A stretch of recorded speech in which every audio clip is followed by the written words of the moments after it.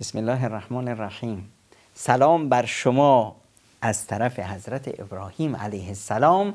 پیامبر اکرم صلی الله علیه و سلم در شب معراج حضرت ابراهیم رو ملاقات کردند. ابراهیم علیه السلام فرمودند که ای محمد به پیروانت سلام منو برسون و بهشون بگو که های مواظب باشید، بهشت خیلی خیلی خوبه، زمینش حاصل خیزه، آبش گواراست و بوته هایی که شما باید کشت کنید سبحان الله والحمدلله ولا اله الا الله والله اکبر.